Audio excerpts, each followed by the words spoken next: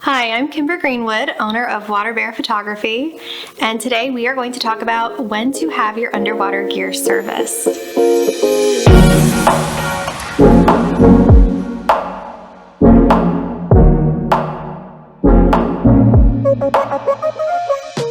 Oftentimes photographers ask me when they should get their gear serviced, and it's not a one-size-fits-all question. Photographers, I am more than happy to go over your individual gear with you, especially at our workshop upcoming in June. If you'd like more information on that, you can look in the link in the description below. Also, that's where you can connect with me best in my Facebook group called Underwater Portraiture with Kimber Greenwood. Anyway, I just recently had my gear serviced. It had been 2 years, and that's part of it. When it's been a certain extended amount of time and you use your gear regularly, you should get it serviced regardless of whether it's having issues or not. It can really help preempt issues, and that's the goal here. We don't want to wait until your camera is flooded and unfunctional. We want to nip that problem in the bud and make sure that you're getting regular service and maintenance. And these companies make it really easy to get it serviced.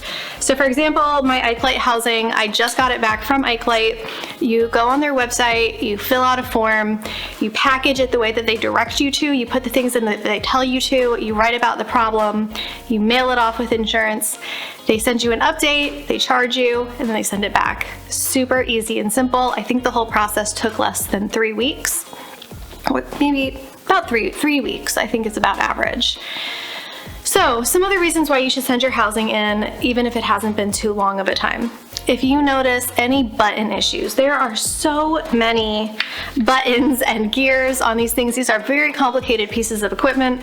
If you notice that any buttons are sticking, not working well, you want to make sure that you're getting it serviced, because that could lead to a problem.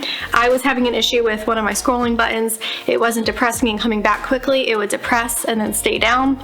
And so that, in addition to how long it had been, I decided it was time.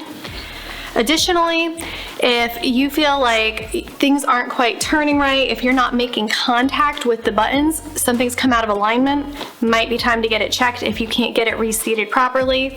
Because if your camera's not seated properly in the housing, it's not going to function.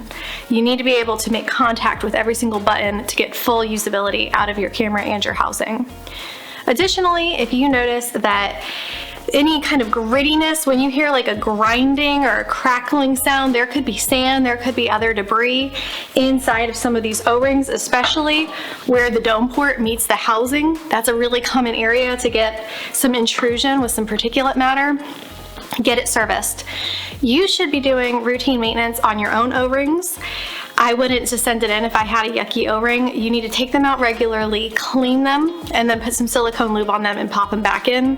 Check your O-rings before every single time you take it in the water, or you will be very sad. But if you've noticed that you can't get that grittiness out, send it in. Let the professionals handle it.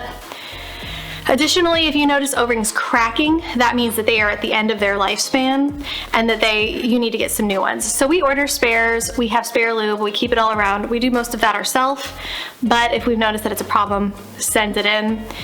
And then the most obvious one is if there is any water intrusion whatsoever in your housing, it's time to send it in. You do not want to risk your camera. I know so many photographers who are like, oh, it's just a tiny leak, it'll be fine. No, this is your gear, it's your livelihood. Send it in, get the maintenance. It only costs a couple $100, way less money than it would cost if I ruined my $6,000 camera and lens. So go ahead, get the regular maintenance done. You will not be sorry. You will only be sorry if you wait too long and something terrible happens.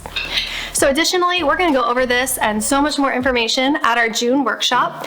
It'll be June 10th through 12th. We actually even added on a half a day because we have so much information that we want to share with you guys.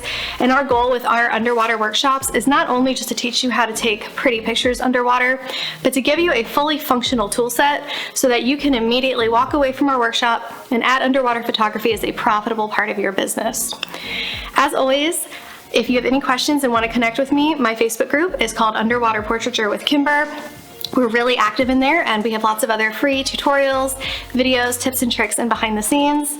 If you liked this video and found it helpful, please subscribe to our channel. Every little bit helps.